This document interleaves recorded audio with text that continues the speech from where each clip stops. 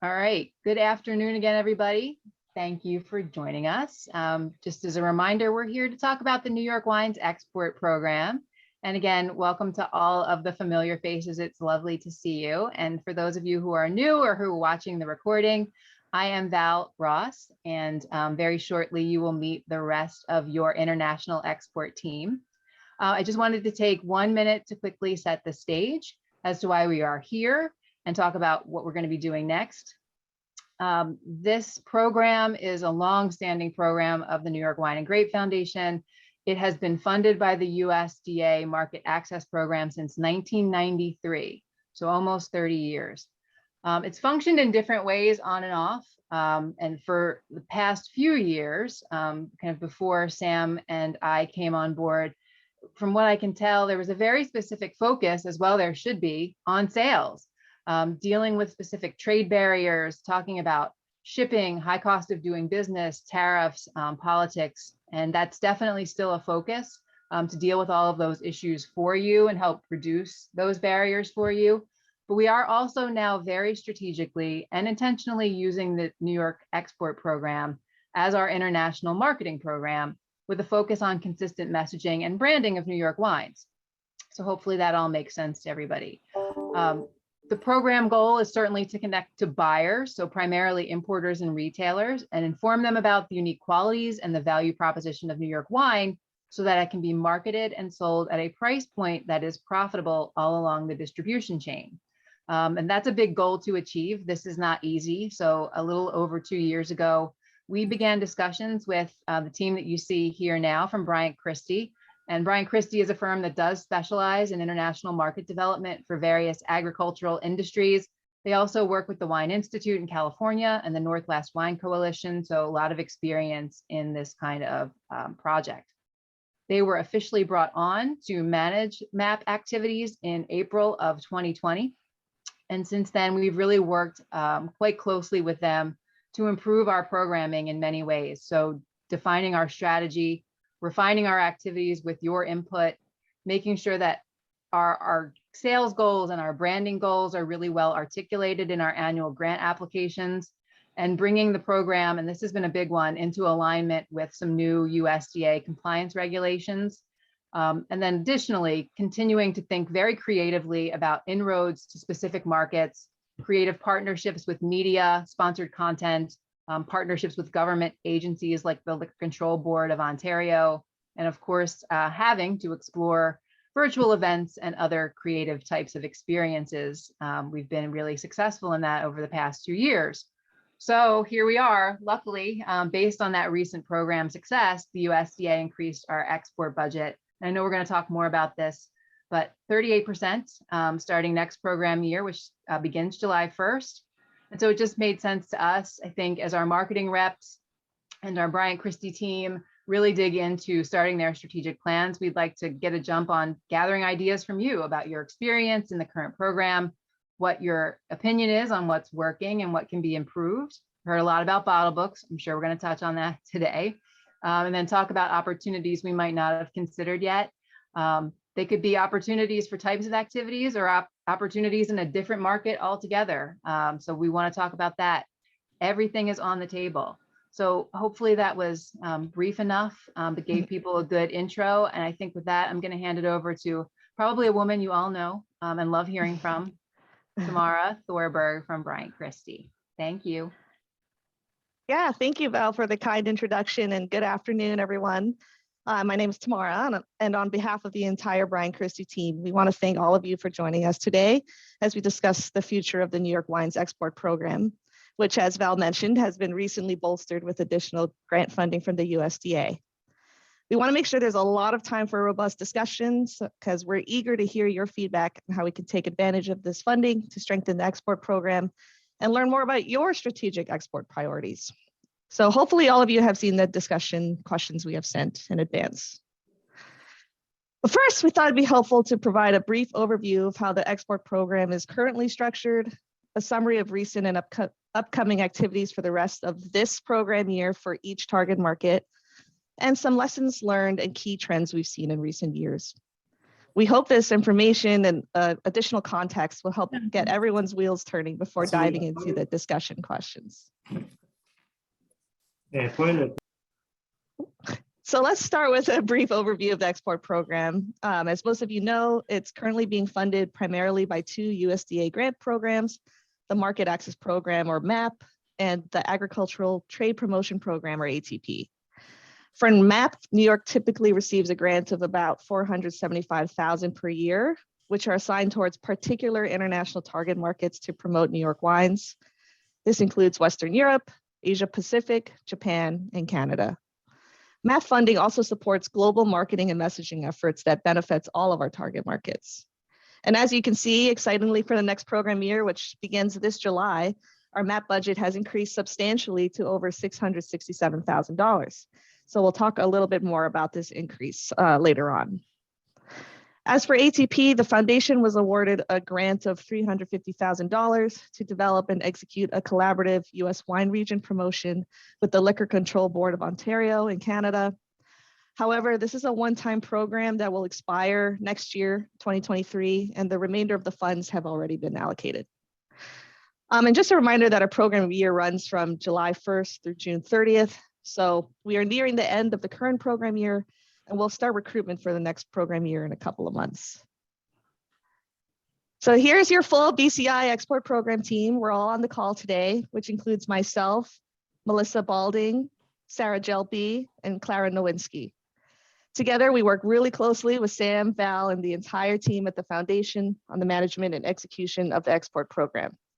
And we've been really enjoying the partnership with all of you over the past nearly 2 years. And we certainly hope to be able to meet in person soon as the pandemic eases. We currently have 30 members of the export program, and you can see the full list of participating wineries on this slide. It's been wonderful to welcome some new or returning members to the program this year. In fact, McCall Wines just joined the program last week, so it's never too late. And I see many folks on this list are currently on the call, so we're happy to have you here. So now I want to turn over to an overview of each of our target markets, and let's start off with Western Europe. Western Europe is currently our largest target market in terms of scope and budget. As you can see on this slide, about 45% of our current 2021 program year budget is dedicated towards this market. We also had the unique ability to roll over funds from the previous program year, which was heavily affected by COVID, and allocated the same percentage of those funds to each target market. So for Europe, that meant an additional $30,000. This budget supports the expansion that first took place in 2020 to increase our presence and activities outside of just the United Kingdom to now 9 primary countries in Western Europe. Our main strategy is to raise awareness, market access, and sales of New York wines. We hired a new agency in 2020, Think Drink Global, who have a strong team based in London, Paris, and the US that could execute this strategy. They have the ability to design creative in-person and virtual events where New York is the star of the show, allowing invited trade and media guests to spend more intimate time with our region. We have found this to be an effective strategy rather than committing to large trade shows where we have to compete with many other voices, especially in the times of COVID when most shows have been canceled or postponed. So far this program year, we've had some great activities already take place. We had planned a January trade mission to Copenhagen and Brussels, which would have featured 6 New York winemakers traveling to Europe. Unfortunately, due to the rapid rise of Omicron, just at the wrong time, we had to cancel winemaker travel. However, the in-person tasting events were still able to proceed. Wines from 18 export program members were featured at these 2 events, which brought in 88 attendees, both trade and media, despite local COVID-19 restrictions, which we saw as a pretty good win for us. And our popular New York State of Wine webinar series, which started in 2020, has continued this year with great success. The big change this program year was we could use MAP funds to rebottle donated wines into sample packs and greatly expand the number of Europe attendees who could enjoy the New York wines that were being discussed. So rather than an average of 10 guests receiving wines for each webinar, we were able to up that to 80 guests per webinar. Still to come this program year, we have media partnerships in place to continue raising the profile of New York wines in Europe. This includes a video series with Harper's Wine and Spirit magazine and an inbound visit to New York from Sweden's Torst magazine, which we're hoping will take place this June. Finally, we want to touch on the challenges we're facing in each of our target markets. So in Western Europe, our in-market reps note that concerns about shipping delays of imported wines have been problematic, and there could still concerns about the high prices. And in some markets, such as Belgium, they're more resistant to newer style of wines. But that said, our programming has been effective in alleviating these concerns. All right, now turning over to Asia Pacific, this target market comprises of China, Hong Kong, South Korea, and Vietnam. Our in-market rep, Matthew McFetridge, he's originally from New York and lives in Shanghai. So he has the unique ability to lead our China and Hong Kong efforts for the last few years. Also new this program year was adding South Korea and Vietnam as promising markets to explore the potential for New York wines. The budget for Asia Pacific is $68,500 with an additional $11,300 in rollover funds. Part of the reason the budget is this size is we knew that organizing inbound or outbound travel to any of these countries right now would be challenging due to COVID-19 travel policies.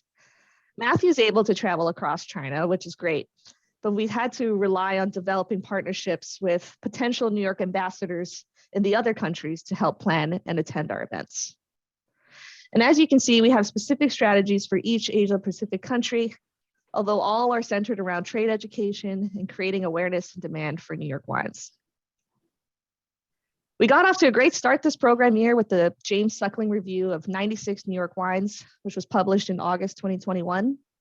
James Suckling, who lives in Hong Kong, is one of the world's leading wine critics, and his website receives over 720,000 unique visitors a year.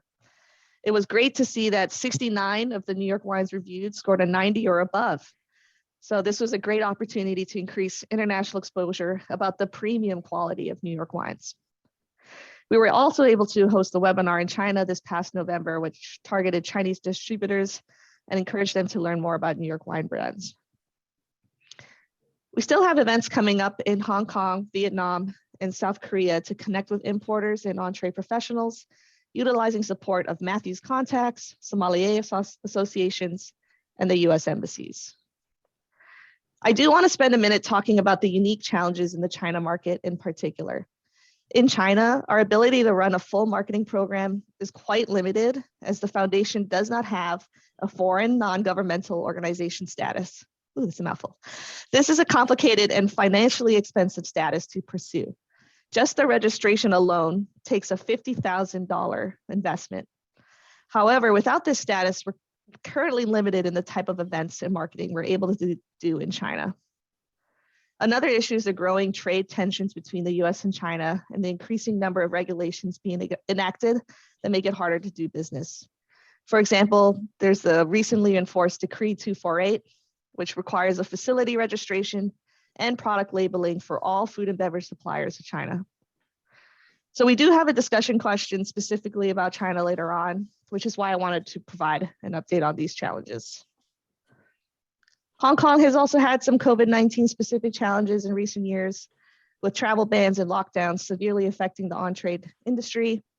In fact, our Hong Kong events this year have been delayed due to another lockdown, which bans gatherings of more than 2 people.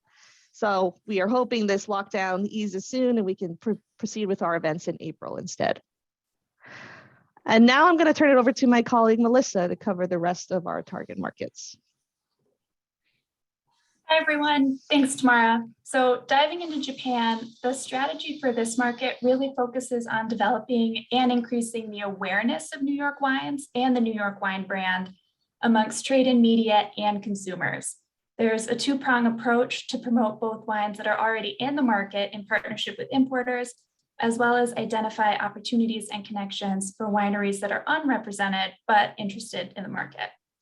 This program year is the first year that Japan has had its own in-market agency, and we hired the Asahi agency at the beginning of the program year to help us really take it to the next level in Japan. They help with our strategy by maintaining a representative office in Japan, that acts as both a help desk for wineries that are interested in the market and a point of contact to promote in-market wines. Advanced tasting seminars in person and online help educate trade and media in a way that really promotes New York as the premier region for cool and cold climate winemaking. And these seminars are complemented with educational outreach to wine lovers and other consumers who are eager to just learn about new regions and the quality of wines that come from there. Mostly, these activities take place in the Tokyo metropolitan area. And as you can see, the current budget for the program year is $60,000, which represents 12% of the overall MAP funding, MAP budget. An additional $15,963 were allocated to this market as rollover funds. Next slide. Some highlights of the current program year include an introductory webinar to raise the profile of New York wines in Japan. This webinar had 136 registrants and garnered an additional 125 views after being posted online. And just last week, our Asahi team hosted the first in-person educational seminar and tasting since the start of the pandemic. It went off splendidly and had 30 members of the trade and media in attendance. And those numbers were split out into 2 intimate tasting classes of about 15 each. Between the 2 classes, 14 New York wines were served. Still to come this program year, we have 2 more guided seminars and tastings, one for consumers and another for the trade, as well as the launch of the New York Wine Japan microsite. This is a project that is funded with the rollover budget. The challenges that are unique to Japan are firstly that compared to other wine regions, very few professionals or journalists from Japan have visited the New York wine region. And secondly, ocean shipment to Japan is very prohibitive. LCL or less than container load shipments from the East Coast aren't possible. And that just makes it harder for importers to really take that leap to start importing a new wine. Next slide. Moving on to the Canada market, the strategy here is to continue to increase awareness of New York as an independent region that produces high quality wines. The strategy is supported by building on the success of the New York category release with the LCBO, and the 3rd and final LCBO release as part of our multi-year program will happen in the spring of this year. Outside the LCBO partnership, there's a continued push to support wines with key sommeliers, retail buyers, and a younger kind of cool demographic of wine enthusiasts. This work happens mostly in Ontario, and the current budget for this program year is $85,000, which represents 17.5% of the overall MAP budget. An additional 10,000 funds were allocated as part of the rollover, and 14,000 from the multi-year ATP budget are allocated to support the 3rd and final LCBO release. Next slide. Program highlights so far include 6 wines being selected to showcase with the LCBO, and these wines will be showcased online in the Destinations collection starting April 1st. We also decided to test the waters about entering the Quebec market a little bit by participating in a Thanksgiving-themed cooking demonstration with the SAQ, and that's the state alcohol monopoly in Quebec. And still to come this year, we have a lot of fun activities. There's an in-person masterclass and sommelier pop-up event, as well as an inbound media tour to Long Island and the Finger Lakes region. Also happening this spring is the search for a new representative agency in Canada. The Foundation's longtime rep in Canada, Robert Ketchen of Ketchen Marketing, is stepping back at the end of the MAP program year.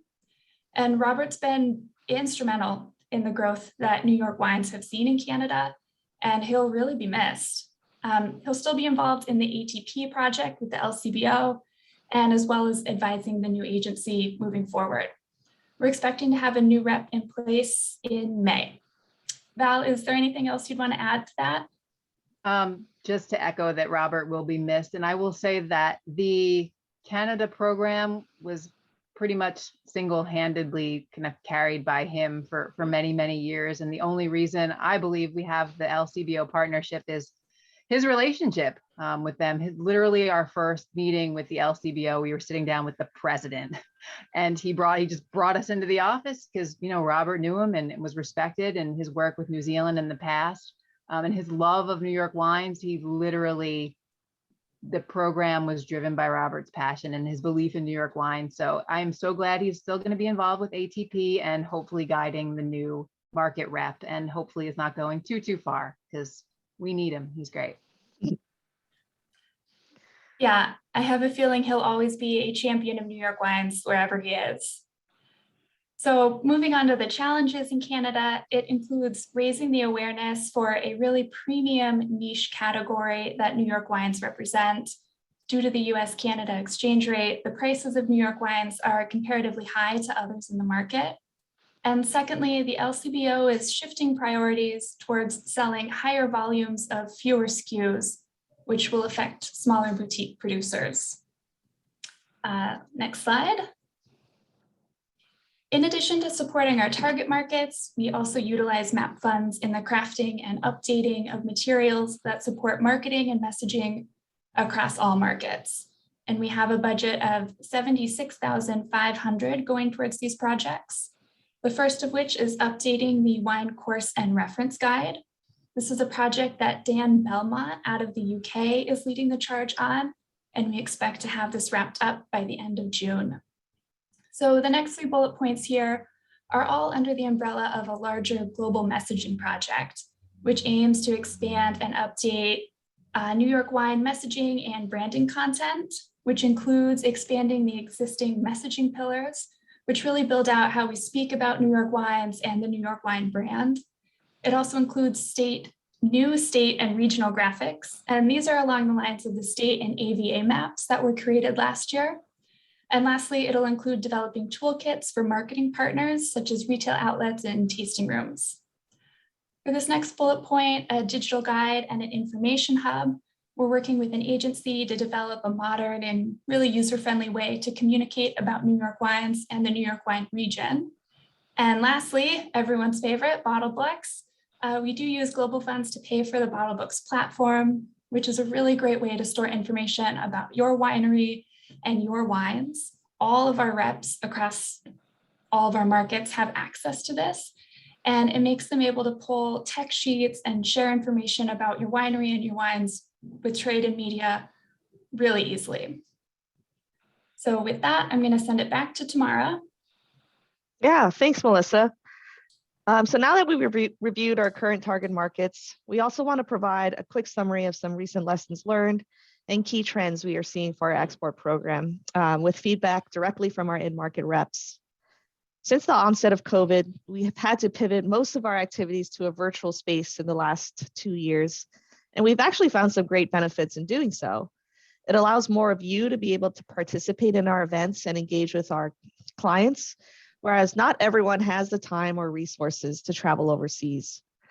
These virtual events are most impactful, though, when we are able to provide samples of your wine. So we appreciate everyone who's donated wine for our activities, and we try to maximize the reach by rebottling and sending sample packs. However, the power and impact of meeting in person is sorely missed, especially in markets that put high value in building relationships in person. Thus, with travel opportunities limited, we found it extremely important to build a strong group of local champions of New York wines in all of our markets and have our in-market reps attend events wherever possible. Looking at trends, we have found that many of our markets are particularly interested in lower alcohol and lighter weight wines with modern designed labels. And of course, sustainability is still a hot trend, so wineries that have a story to tell in that space are of interest. Finally, while the hospitality sector continues to struggle in many of our markets, the independent retail sector has seen tremendous growth. Oops. So now on to the really exciting news and the reason that you're all here today. The New York Wine and Grape Foundation was awarded $667,229 in MAP funding for the next program year, which again begins this July. And this represents a significant 38% increase in funding, which is a huge win and speaks to the confidence that the USDA has in our export program. So first of all, we just want to thank everyone here for your contributions to all the work we've done over the years. Without your support, this major funding increase would not have happened. And with this increase, we now have the ability to expand the program in a variety of ways. Options include investing further in existing markets, or increasing travel opportunities where possible, or exploring new markets, or improving our global marketing and digital presence even further. So with this in mind, and I know we've talked a lot, but as we start preparing plans and target market budgets for the next program year, we're excited to hear from you. This new MAP funding increase, is a great opportunity for us to do more and better serve your export needs. So we hope all this information about our current export program strategy, target market overviews, and recent lessons learned has been helpful context. And we would like to now open up the floor for discussion. So I'd like to kick things off by asking the first question on this list here, and I would welcome anyone and everyone's feedback.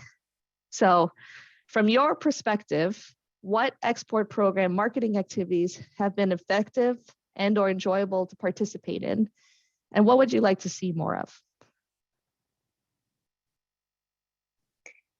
Sorry, can I ask something before answering questions? Sure. Is there any report where we can actually track the return on our investment? Like how much are we spent in Western Europe and how many of the members have gotten distribution or sales, or how can we track what we're spending? I'm new, so I'm trying to learn, but it feels to me like there's many bullets around, but I don't know which bullets have actually worked. Yeah, no, that's a great question. And I think that's one of the things we've been trying to do is be more transparent. I think this is the first time we've actually shared what our budget has been for specific target markets. We have to submit, because of our grant regulations, we have to submit pretty thorough reports and success stories to the USDA. So we do try to, we put those together, and I guess that's something Val and I could talk about. I mean, there's two different things. Well, first, the quick answer, Maria, is there's no one report that shows you what all of the export program participants are exporting, because we have struggled to get those numbers in the past. We can give you some success stories. I think we'd be happy to share the success stories Yeah. that have been included in the USDA's internal report. But it's been very difficult to source all the numbers from all the participants as to sales every year. So that would be self-reported. So we would need to get everyone's feedback. Yeah, and I believe we, at the end of last program year, we instituted an export survey We did. to start to try to track this better. So this survey is sent to all of you who are part of the export program, and you report on the numbers of where you are sending your wines and any new victories, all your numbers. We just started that last year, so we're hoping again at the end of this program year to send that across. And yeah, that would be incredibly helpful if everyone could fill that out when that's sent across. Yeah. Thank you. Yes, I understand it's hard to get the information. I hope we as wineries get better at wanting to provide the information, because the more information we have, the more precise we can be in spending this money towards the benefit of everyone, right? Absolutely. Yeah, couldn't agree more. I don't know, Tamara, if we can speak to it, just not anecdotally, but from the success stories that have been shared with us, the reason why we are investing the most in Western Europe is because we are seeing the most sales there. Yeah, at least over the past 2 years. And I know that's painting with a broad brush, but we have seen some, for us, over the last 5 years, some significant sales there. Yeah, and what's great is we're able to tie it to particular activities. So the webinar series I mentioned earlier comes to mind. We've had importers join those webinar series, become really interested based on the programming and who was presenting, and develop, or they asked to be connected to the winery, and that eventually led to an order or a sales. So yeah, the success stories are really impactful when we can tie it to a clear activity that we have put on. Okay, thank you. And just so I roll the ball with the question that you actually asked, I've had success in traveling opportunities with the winery in Mexico. I think when you're present or someone's present, actually showing the products it's definitely the more effective way.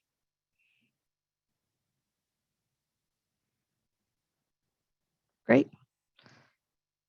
Does anyone else want to share their thoughts on this question?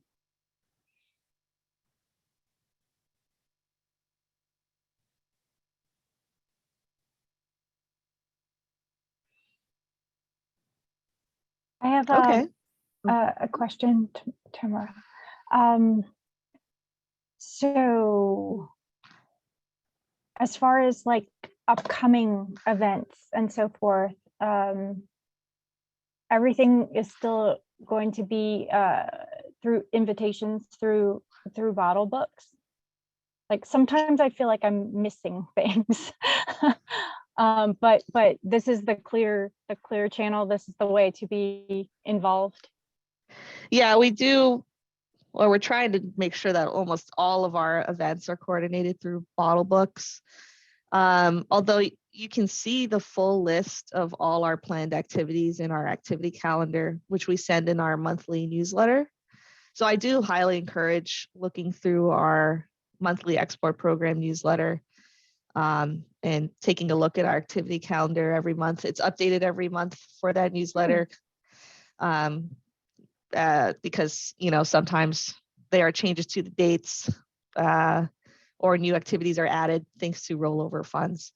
So we always encourage you to take a look, and if there's a particular activity that stands out, as something you'd be interested in joining, you can email myself, Melissa, Val, anyone really, to just express your interest. Because depending on the bottle books events, sometimes we only send it to those who specifically are looking for representation in that target country, or there's other factors involved for who's invited. But again, like the best way to kind of keep abreast of everything we have going on and let us know if you're wanting to join a particular program is to look at that activity calendar. Are you getting that newsletter every month, Ame? I see a text from Valerie, so I guess I am up to date.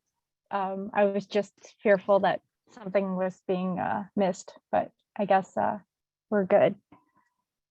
Yeah, I think you can always log on to Bottle Books and it'll show you the events that are live and that you've been specifically invited to. Well, okay. That I will look specifically at as well. Thank you. Great. I'd like to jump in. Yeah. To answer your question, I think those Zoom seminars or tastings with all the Western Europe people, I don't know how effective they are, but it really, to me, seems to get the word out about New York wines. My big question is can we do that in China? That's a great question, Scott. And I do think that the FNGO status I was talking about earlier limits what we can do in that market. It's a tough question to answer.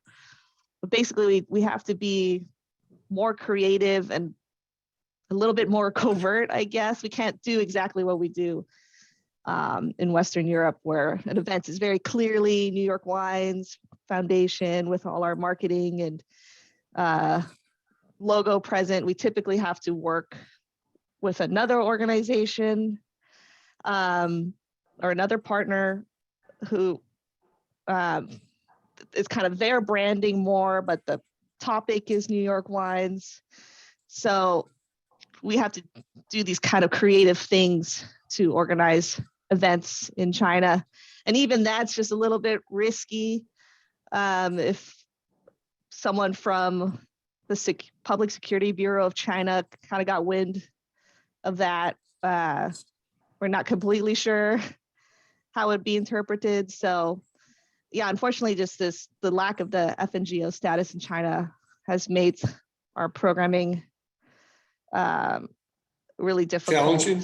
Yeah, challenging. And as you can see, I mean, we can jump to Okay, this third thanks. question here, where I kind of mentioned that, you know, these challenges for the China program specifically have been difficult. So we could potentially jump to this question where I'm wondering where China ranks on your list of priorities. Scott, maybe you could let us know from Foxrun perspective. I just think China could be a huge market for us, and you know, it's pretty much an open market. You know, I think they're open to learning about new wine regions. Plus, I mean, it's unbelievable, the population, and but you know, again, I don't know the challenges. So, but I do think it's a viable market if we could figure out how to break into it. I might just chime in really quickly. So I agree, like China's obviously a huge market, a lot of potential. I caution a little bit being, well, I'm in Australia right now, and obviously the wine industry here has been really burned by China. My in-laws alone, they ended up being 75% of their sales were going to China, and that completely disappeared.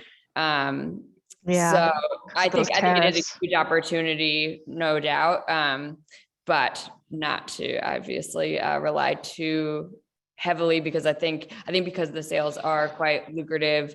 I also know one of the really nice things about China is that they do have so much cash. I mean, they were paying upfront before shipments even went. Like it was a really, really good market when it was good. But at the same time, things can change so quickly. So I think it, you know, would be a market worth looking into. I think for someone small like us, like we're not even looking at China just because, it feels like we don't have the volume, and I'm just so weary based on the horror stories over in Australia. But there had obviously before things went south, it was a very, very good, important market. It just, yes, now there's like thousands of tons of, you know, Shiraz around the place that doesn't have a home because everyone was so reliant on China. So yeah, I think that's a Also- really great perspective, Colleen. Of course, it's a market with so much potential, and it's still the #1 market for U.S. agriculture for exports. But we have seen the example of the high tariffs with Australia, just how it really kind of decimated the industry so quickly. So thanks for that. And Ame, sorry to interrupt. No worries. I mean, I had the same ideas as Colleen as far as like the cautionary tale of looking at their trading partner, Australia. And also if we would move ahead, I'd want to really investigate what's called trademark laws, because I know just because things are in place here doesn't mean they're in place there. So that's something I don't feel comfortable with at the moment. Even though I possess a 10-year Chinese visa and I have family in Hong Kong right now, I'm still hesitant. So yes, thank you. I mean, just from the foundation's perspective, Tamara, I don't think I'm speaking out of turn when I say, you know, we are certainly concerned with the risks of the perceived marketing and not operating under that status. And there's just no way that I think the program can afford it, nor would it be worth it for the wineries if we did move forward with the NGO status and then every year have to pay that much to maintain it, to kind of do what we might need to do freely in other markets. So that is a main concern, I think, for us from a risk management perspective. Yeah, like I mentioned, it's about 50,000 just to register. And then I think, Sarah, you can correct me if I'm wrong, but I think it's about 30,000 a year just to maintain that status. You have to open a bank account, or the foundation would have to open a bank account in China. You'd have to hire an attorney. There'd be a lot of time and resources dedicated to feel comfortable that we have the status and can do that kind of marketing that's needed to really move the needle for New York wines. So out of curiosity, how long would that status last if we do go ahead and proceed? Is that a every year same thing, or is that a lifetime? How long does that last for? The That's a good status, oh, go ahead. yeah, just to chime in, this is something that BCI has worked on with a number of our clients. And once you achieve the status, there are certain annual requirements to maintain it. You have to maintain an office and a physical presence, which, can cost money. You have to contract with an attorney and somebody to actually operate the books and accounting. And so once you achieve the status, which can take, maybe a year, sometimes a little bit longer, you have that status as long as you continue to meet the requirements. Annual audits, you submit marketing plans and results, things like that. So it can be an administrative challenge. Some organizations have found that the benefits of doing business in China outweigh, that administrative burden. However, with a limited MAP budget, I think our perspective is there's lower hanging fruit probably. But it's helpful for us to get a sense of where China falls in terms of your priorities, because really that is what should drive the New York Wine and Grape Foundation's overall strategy. Just to point to Amy's concern about trademark, I know from personal experience, having spoken to some vintners in Ontario, that they've had significant issues on occasion with exactly that. There is essentially no legal recourse other than to instigate a rather futile attempt to bring legal action, which can, over a period of a decade, have some impact. But that's essentially what you're talking about. The second point, which I note with interest, because one of the organizations, Sarah, that I suspect still looks to China is perhaps Napa Valley Vintners, because I see the resources there on their website are quite considerable, having independent websites for both China and Japan in the languages in country. Mhm. And I suspect if you want to take a serious run at China, you probably need to do something along the same lines to support whatever the in-country marketing might be. Well, it seems to me that the cost and the paperwork is something where China is almost sounds like it's off the, we shouldn't even be concentrating on it and spending our money elsewhere. Yeah, that's certainly an option. Even though we have this overall MAP increase, that doesn't mean we need to increase our funding in all our existing markets. We can actually reduce funding and dedicate those resources to markets we see more potential in, or new markets that maybe you feel like we should be exploring. So we could divert those funds. I know there's been interest in growing our South Korea market. Our Japan budget is fairly tight right now. One of the reasons for that is, it's kind of our first program year, really dedicating a full program to Japan and hiring an in-market agency. So we could divert resources there and maybe consider a travel budget for Japan. We could further invest in Western Europe. So there's a lot we could consider here. So yeah, very much open to anyone's thoughts and perspectives on that. Again, I think I have less experience than anybody else, but it seems to me that there's the budget is stretched thin in too many regions, and I'm not sure that's the best way to make an impact, instead of choosing less regions and actually concentrating on doing a stronger plan and message in that region. Thanks,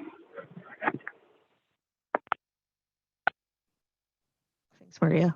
It's a general comment, but I agree with Maria that I know that there's efforts underway to strengthen the global branding effort, and marketing effort. And I have a strong personal predilection to doing that sort of thing rather than opening up a new market. I see the resources that some of the more well-to-do regions are pouring into their ability to deal with media, social media, e-commerce, all the related aspects of doing business non-direct to consumer, non-personally, and because it's certainly going to be a challenge for people to do much directly in the foreseeable future, at least for the next couple of years, I would say. Absolutely. Hi, this is Mindy. Can anybody hear me? Yes. Hey, I just wanted to give my opinion. I mean, anytime we've done anything with Japan and in-person travel there, I know it may be a little difficult in the near future, has been incredibly successful on our end. I mean, incredibly successful. We have some strong, they put us to work over there. Anybody that works with the distributor Yoshiki and Yuka, it's been really successful. So I think to put money in that direction as opposed to China, China's never really seen a lot of success anyway with all the barriers that you're speaking of. I think that's the direction, in my opinion. Thanks, Mindy. Yeah, that's a great point. Japan is definitely one of those really high touch markets where oh my gosh, the value so well of, there. Right. Value of being there in person. Just yeah, is incredible. So Yeah. certainly that's somewhere where we could consider adding more funds to send winemakers there or have some importers or media come to New York. It's, you know, the current travel restrictions have been really tough over the past year, but I am hoping that things will kind of reduce and that'll be easier to travel between the two countries. Yeah, I would hope so as well. But I think that's money well spent. You know, I think going in there and with a market that's familiar and more comfortable with our products and not worried about spending on it.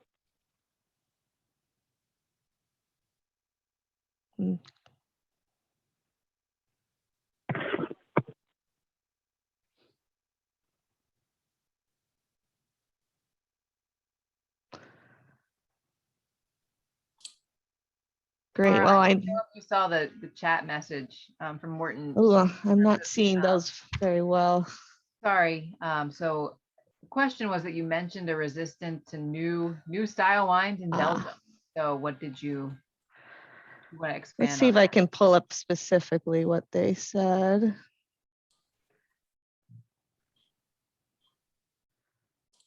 Belgium specific. The Belgians are not very open to new styles. For known grape varieties, they lean towards the wines that remind them of wines from European regions. So, however, they do seem to be impressed by native varieties such as Marquette or Petit Champlain. So I think she mentioned, or Michelle mentioned this point because we just had that Brussels, Belgium tasting, and I think there was some initial, not resistance, but skepticism even before trying the wines. And I think once they did, they were like, oh, this is quite good or whatever. But with, I guess, it being kind of limited recently and being able to meet people in person and have them taste the wines when we just talk about it in a webinar, I think there's kind of initial skepticism. Can I just jump in? We've been in the Belgian market for years, and for a number of years we were quite successful. And one of the things we found was the style of wines that are made here in New York are very similar to what the Belgians are used to drinking, and so there was a lot of acceptance. We were in a number of wine shops, and I would actually see, I did a number of tastings in wine shops, and the following year, there were people from Belgium that would come visit the Finger Lakes and visit Fox Run because of the wines that they tasted there. And so from our standpoint, it was a really good market.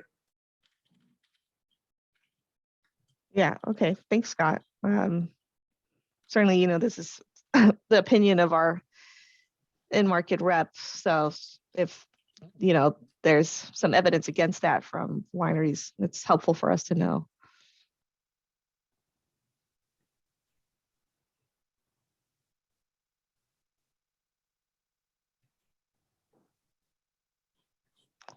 I guess kind of speaking on our Western Europe program, you know, maybe I'll scroll back to all the markets we're in. Here we have these countries that are covered right now. And we try to do some sort of activity in all of these countries, but I'm wondering if there's any thoughts about focusing our efforts on a particular one. I think we've, in the last few months, I've noticed some particular interest in doing more in Scandinavia or the Nordic countries. So just wondering if there's any kind of specific thoughts on Western Europe from the group. I'm noticing in Sweden, in the tenders, they're asking more and more for sustainable wines. And I know we're going to be focusing on that more as a state in the near future. So I see some possible alignment. Yeah, that's a good point, Ami. I mean, sustainability is very, very hot topic and trend in those markets. And we obviously have our sustainability program and effort ongoing. So that's interesting.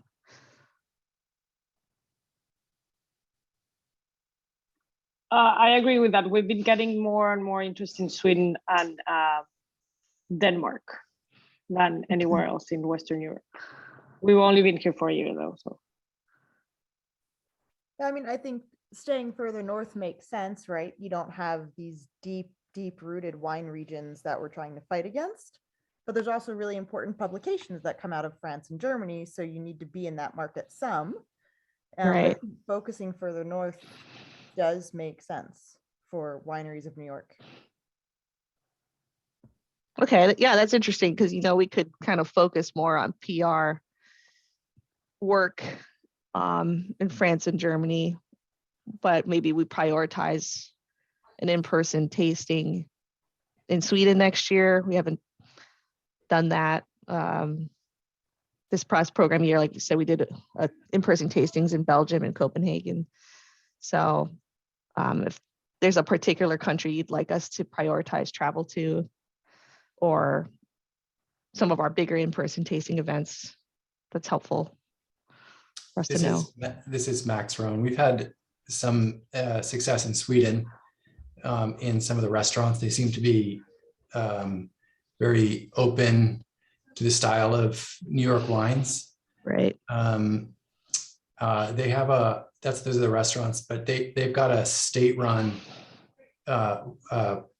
wine shop system similar to Ontario, and maybe taking the Ontario model over to, you know, the Swedish version of that, and the success there might be an interesting endeavor.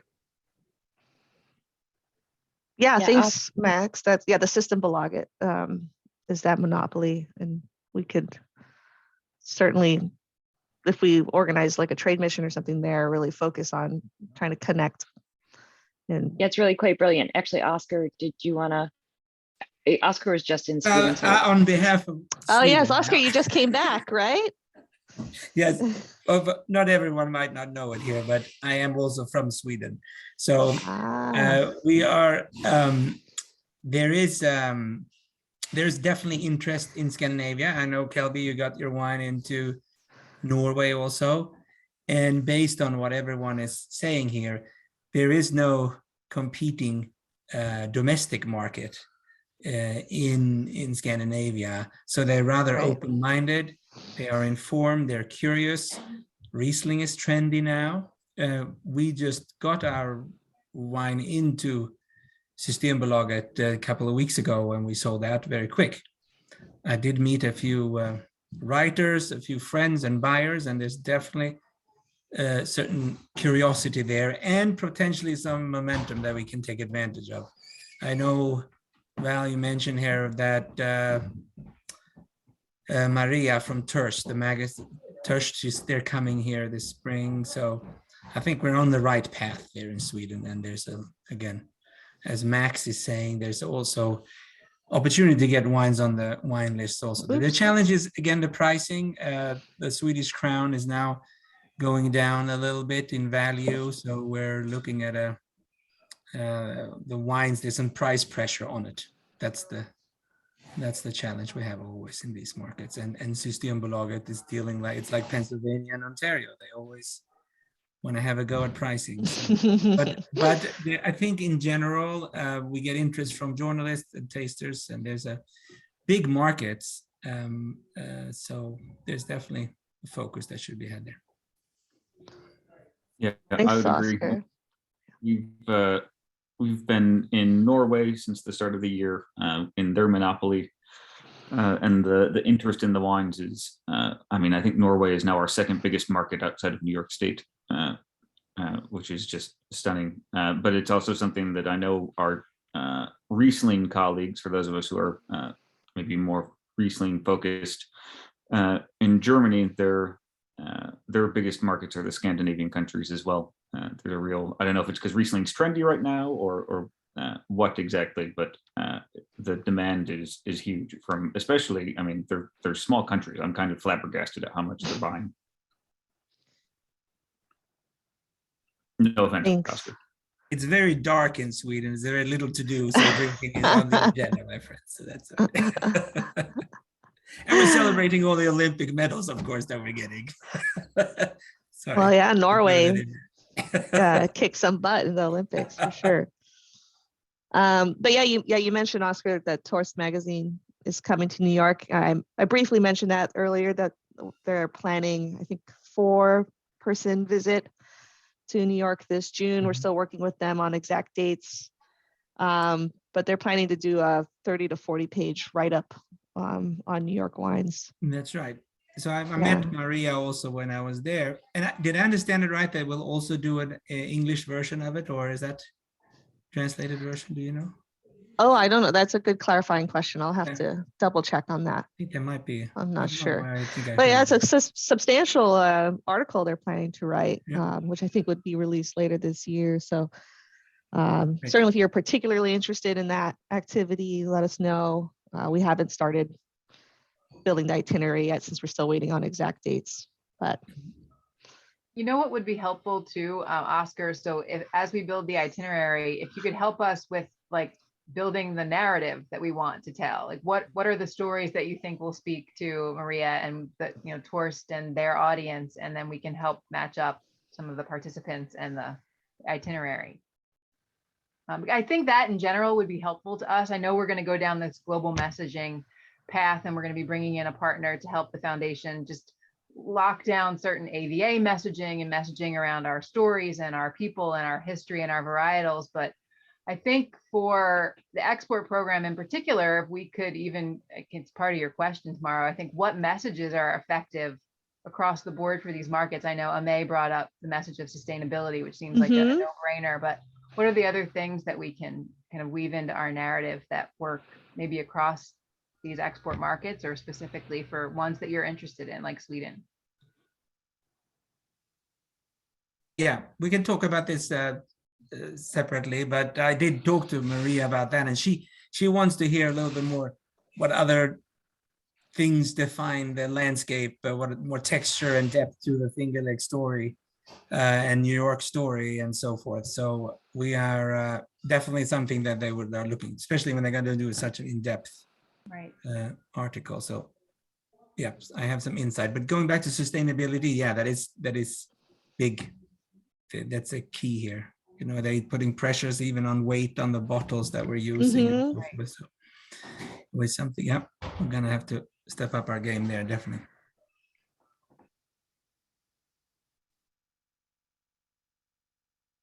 Great. Well, it seems like there's a lot of support for kind of diving more into these Nordic countries in the next program year. So that's really helpful feedback.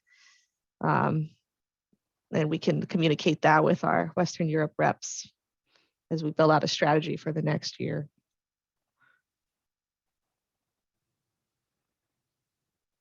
Okay.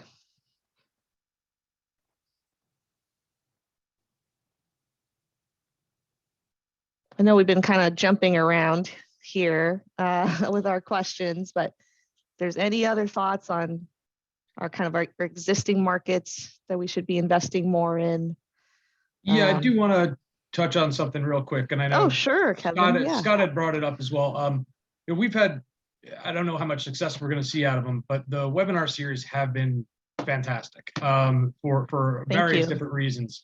And I just want to kind of put some emphasis on, as we do start getting back into real life tastings and meeting people and shaking hands, that I think these webinars are still a really good opportunity to continue. So I just want to make sure that there's still some focus putting onto the virtual platforms as well. I mean, we can't all be in every single market every single year.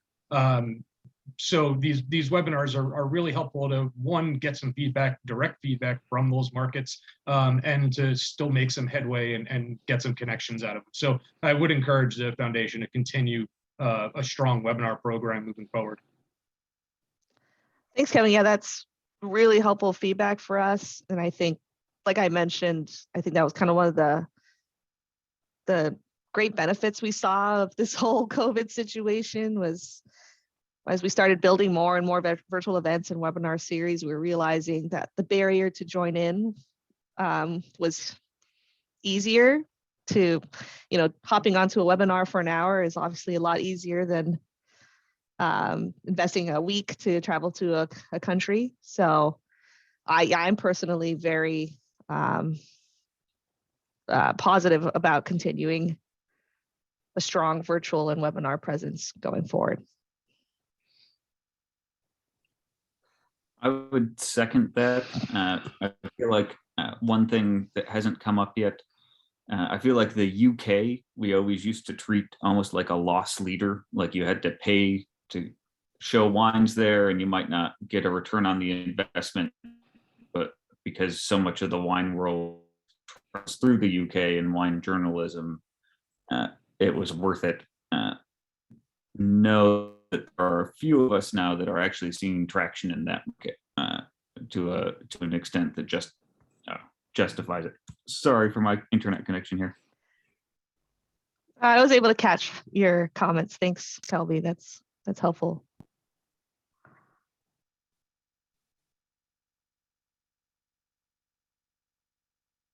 Also, wouldn't there be more opportunity for the UK market since they're not part of the EU anymore? Is there a chance that we could expand our penetration? Yeah. Do you mean like kind of seeing them as like a different strategy because they're not part of the EU? Grab more of the market share now that not, now that markets aren't as favorably connected to them. They may have to. They may be more open to new trading partners. Yeah, certainly. And we have a really great team based in London as well, so which I'm sure many of you have worked with quite closely. So yeah, I don't see any changes to our presence in the UK and can see it's doing even more with these additional funding resources. I just want to chime in here. I know Kelby sent me a message, but it looks like they're experiencing Red Newt and Herman J. Weimer and Hosmer. Looks like they found importers, I believe, in the UK at what he calls a heck of a clip. in a market that had never been the case before with these webinars and virtual events. So I do think a lot of it comes down to that constant presence in front of people. And I know that virtual is not as good as important, but continuing to have all of our team out there with, you know, these hosts that are well connected in at least the UK industry, and then kind of broadening it out to other countries, to have that kind of almost stamp of approval and co-brand with them, and then have those sessions constantly in front of people's face. And now with the expansion of the kits, the tasting kits, I don't see that stopping, Kevin. So I agree. I think that needs to continue. And I do also think that it's just, I want to talk about price point, if you guys are willing to do that, in terms of, you know, how we can start to create more of a narrative around this being a premium brand that's worth the price you pay for it, and making sure that that's worth the return on your time and the importer's time, and that the end consumer kind of gets something that's, you know, worth it for them as well. So pricing has been an issue in the past, and I didn't know if there's been any experience or feedback with the current importers around pricing and setting price points, or any confusion with that.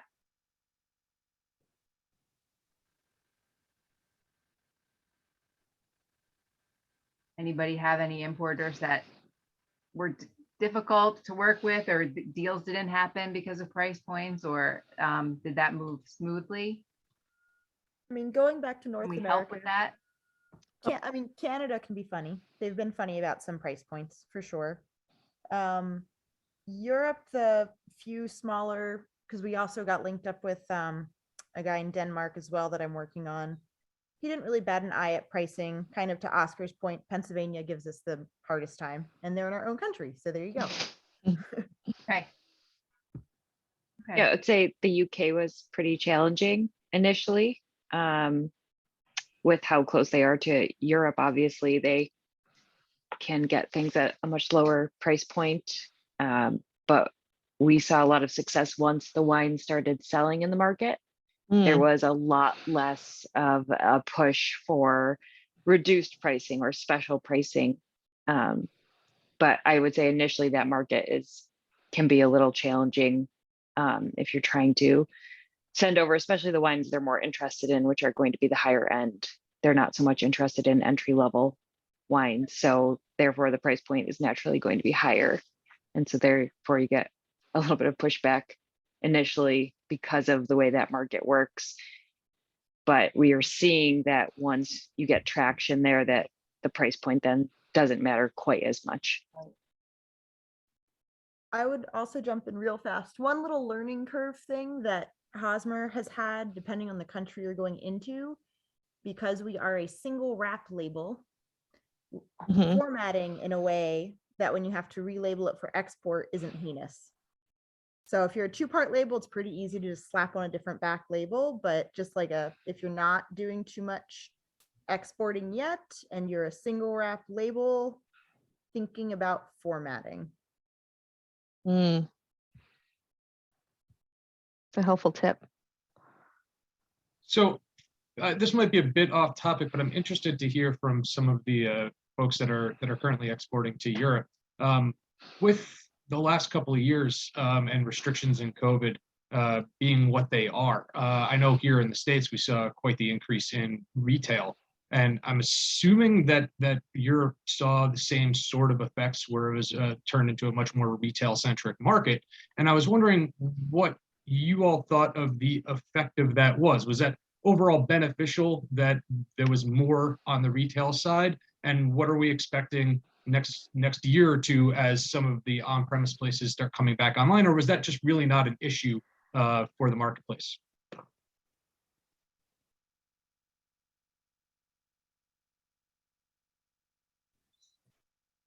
I think just from our perspective, we're such a small player in these markets. So I think the tumult that COVID introduced kind of threw off most of our distributors. So that was mainly a problem. I don't think we gained anything. And also, for example, our success in England and Sweden has been almost started to work on several years ago. It's been a rather slow process. rather slow process even pre-COVID. So I think it just slowed it down, actually. I don't think I have anything positive to say about it, I'm afraid.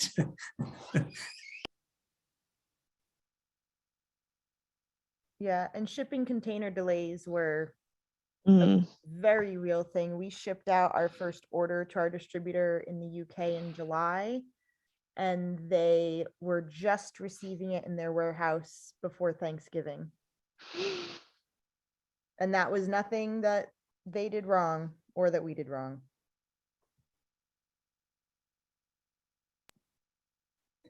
Thank you all But for just that. to go back to what has happened over the last 2 years, New York Wine and Grape Foundation's effort to go online and do all these online seminars in combination, where we just, our network have expanded, and then that really has been our in many places, and support. You've seen definitely now in England, as Kelby is saying, there's more interest from Jancis Robinson, from Decanter, and they're showing up, and all this, and they have been listening into these seminars, and then some of us show up in the market. So we're hitting them on all these angles, and I think that's really been the success story. I think this is a great point to jump in and kind of piggyback off something you said, Oscar, about showing up in the market to complement something that's been going on virtually. And I just want to ask if you guys think there's a certain market we should prioritize to travel to in the next program year. We've talked about markets where there's growth and there's trends going in the right way. We've talked about a high touch market like Japan, or benefits for kind of capitalizing on the trade disruptions that UK is going to be faced with. So I would love to hear everyone's thoughts on if there are certain countries or markets that we should really focus on.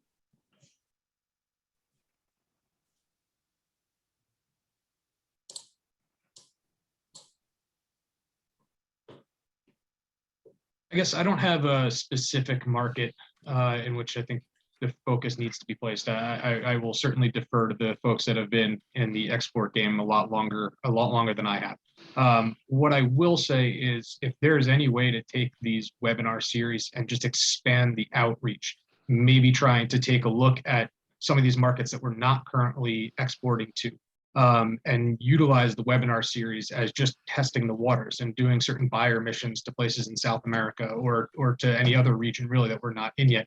That might be a really nice inroad. I don't know if the dollars or manpower capacity is there, but if it is, I think the webinar series could be a really nice, at least introduction from both sides, introduction to our wines and introduction to see if that market is really a fit for what we're doing.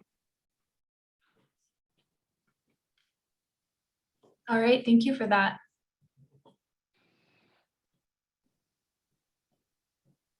Just another random question that I have is that what's happening in Latin America, or at least Central America or Caribbean islands? I know it's related. I know some of this Miami distributors reach out for them. Is there, we haven't been successful there. I don't know if there is a market down there where American tourism travel and so forth. I don't know the nature of the landscape, if anyone has been lucky down there. Then if it's successful, then I'm sure we'll have a lot of market visits. But I don't know what actually is happening down there. I mean, I think if there's interest, we can look into it. I know 3 years ago, I think John and Ann Martini went down on request from, I don't know if it was the consulate there, but there was some sort of embassy dinner where they wanted to showcase New York wines because of exactly that, Oscar. They thought there were so many New Yorkers and so many kind of tourists that would love to have New York wines when they were kind of in the Caribbean. They wanted to have us showcase our wares. They actually even brought importers in. I don't think anything really happened after that. I don't know if Scott, if you talked to John about his trip, but there's been some interest in the Caribbean, and I think we can do some work just looking at some of the USDA reports and look at the market. I mean, we have done, I think, some dipping of the toe in that area, but I do think that, I guess it was Maria. To Maria's point, it's very difficult to kind of dip a toe into a market. You kind of have to have a strategy, really invest and kind of go go forward with some activities, but maybe to Kevin's point, we could potentially just expand some of our online programming. But why don't we pull some reports, Tamara, and look at that? Okay. And we can share them with the rest of the participants as well. Yeah, potentially we could pull those and add to the next newsletter. We try to have a section for reports in our participant resources section. Certainly, we touched base with like the agricultural trade offices and could set up meetings just to see what's going on, if there's events or opportunities where it could make sense for us to potentially get involved. So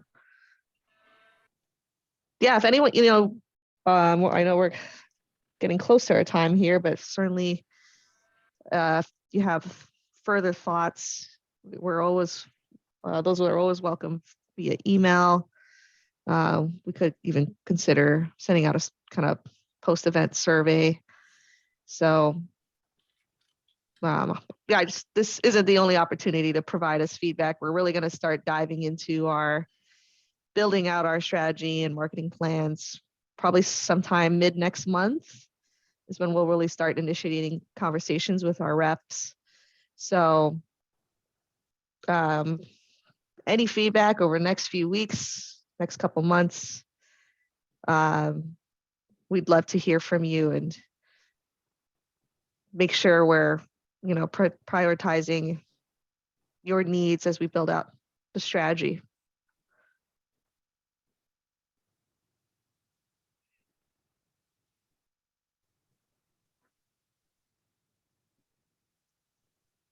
And I would love to get to this last question as well, as these events will be presented on BottleBooks. I'd love to hear how we can make the BottleBooks experience and the use of that platform better for you. What's working, what's not working? How can we make this smooth and enjoyable to sign up for these events? I have something. I had an instance during the year that in order to get a hold of an opportunity deadline, I had to load a new vintage of our wine into the system in order to make the deadline. However, the actual tech sheet hadn't been written yet. So I thought I'd be able to just edit it like afterwards when the actual numbers came in the next week, but that proved very difficult and was not as easy as expected. And we actually had to get assistance from BottleBooks to add some information. If there would be a way that we would have better access to changing the materials, I would appreciate that. But maybe it's because we're set up under the umbrella of New York Wine and Grape Foundation that we have less access. I don't know. I do remember this situation, Ame. I think I saw some emails about it, so I'd like to refresh myself, but yeah, I think that's something worth discussing with our main BottleBooks contact, if we can improve the access settings. Maybe also, would it be helpful to provide more lead time on registering? Was that part of the problem? Okay. I think both of those suggestions together will solve the problem. Thank you. Okay, thanks. I think it's been pretty easy to use, though. I did just want to say that it's been nice to be able to put all of our information in one spot and just continue to update it. That's on us, though. Like that's, if I'm not updated on my BottleBooks, that's my fault. So if I have to slow down because of that, that's one thing. But I actually think the interface has been pretty good. So I like being able to put it in that way. Awesome. Yeah, thanks, Jen. I know, in previous years, we were sending a lot of like awkward tables and emails, and Excel sheets and all that and asking for the same information over and over. So we know it's been kind of a big adjustment to start this new platform, but we hope that once the information is in and you've uploaded all the photos and requested specs and details, it's fairly easy to just plug and play when you register.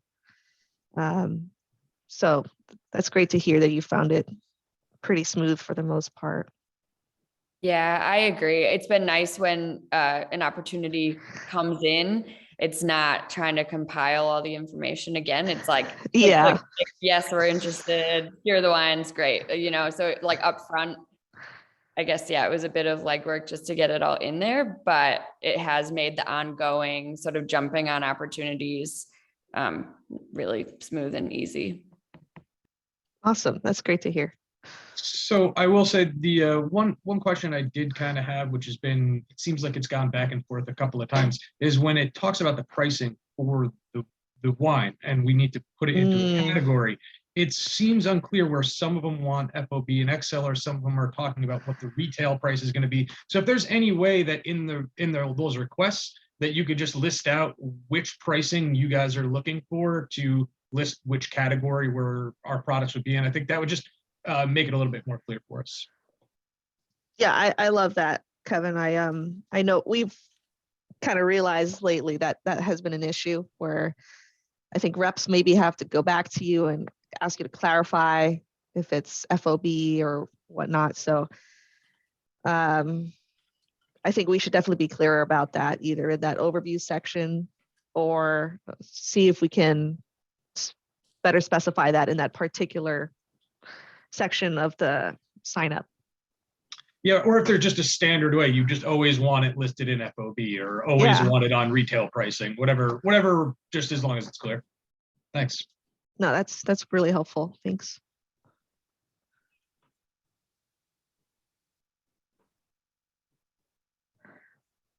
Great. Well, we have about 5 more minutes left. So if there's any kind of final comments, questions, feedback, feel free to chime in. But this has been a great discussion, and appreciate so many of you, providing your thoughts and asking questions. It's great to gather like this. We should definitely do it more often.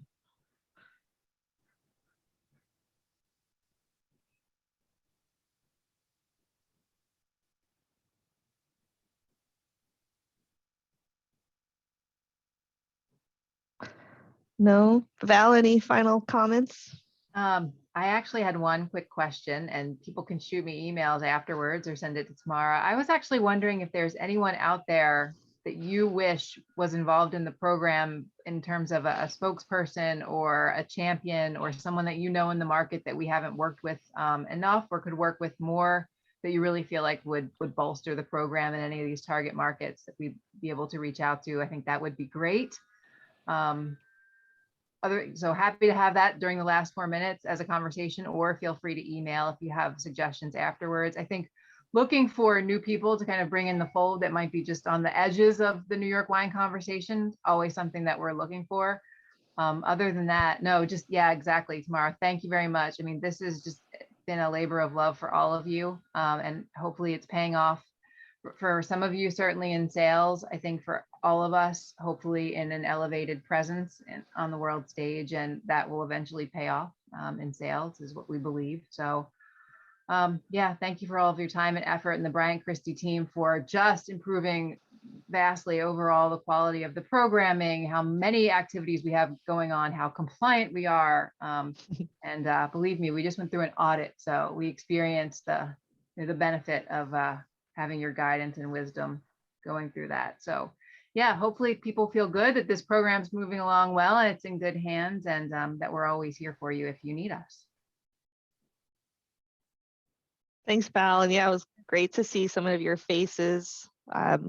Again, I hope that we have the chance to meet in person as things kind of calm down, travel restriction wise. And I think I heard that as a priority. They prioritize your trade mission to New York. So Yes. Okay, well, thanks so much for your time, everyone, and have a great rest of your afternoon, evening, week, month. And yes, we're Melissa, myself, the whole team. If you ever want to reach out, we're always available. So thank you. Thank you very much. Nicely done. Thank you. You. Val. Take care, Thank you. everybody.